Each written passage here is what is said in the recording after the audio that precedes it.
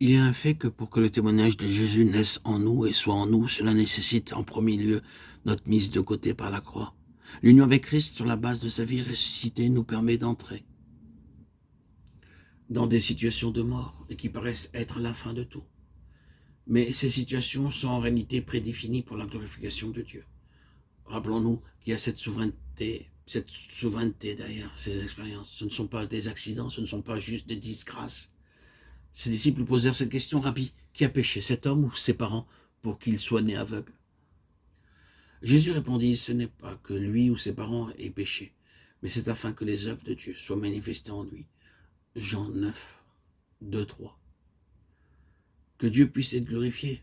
Quelle étrange souveraineté qui se manifeste par un homme aveugle de naissance. Lazare était malade et il est mort. Mais il y avait la souveraineté derrière tout cela. Le Seigneur Jésus lui-même se tient en retrait pour laisser place à cette souveraineté. Jésus lui dit: ne t'ai-je pas dit que si tu crois, tu verras la gloire de Dieu? Jean 11, 40. C'est ce qui gouverne tout cela.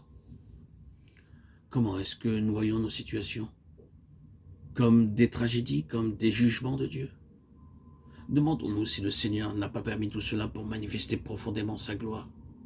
C'est Élie et c'est Élisée. C'est la vie triomphant sur la mort, comme une chose souveraine entre les mains de Dieu pour manifester sa gloire. Mon désir, c'est que tous les termes, les idées, les images employées ne constituent pas seulement l'étoffe d'un message, mais saisissons réellement le cœur même de ce que le Seigneur dit.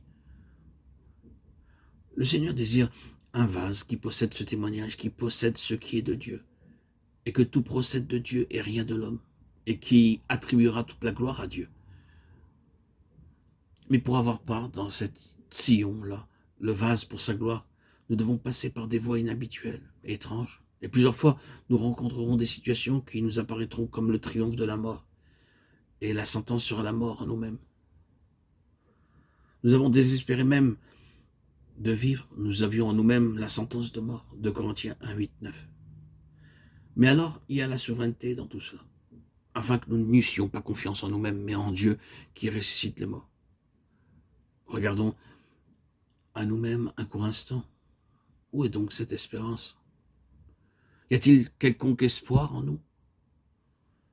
La déclaration, c'est qu'il y a la mort, c'est vrai, mais allons un peu plus loin.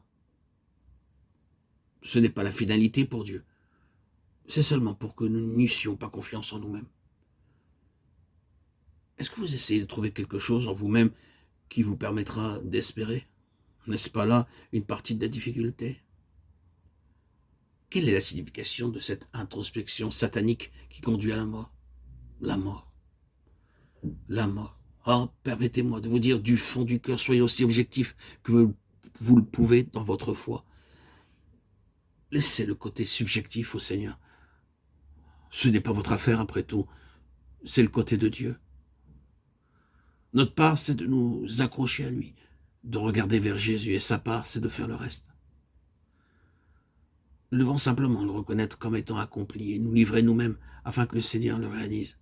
Ainsi donc, accrochons-nous à lui et n'espérons pas en nous-mêmes. Cessons de rechercher tout espoir ou toute confiance en nous-mêmes, afin que nous n'eussions pas confiance en nous-mêmes.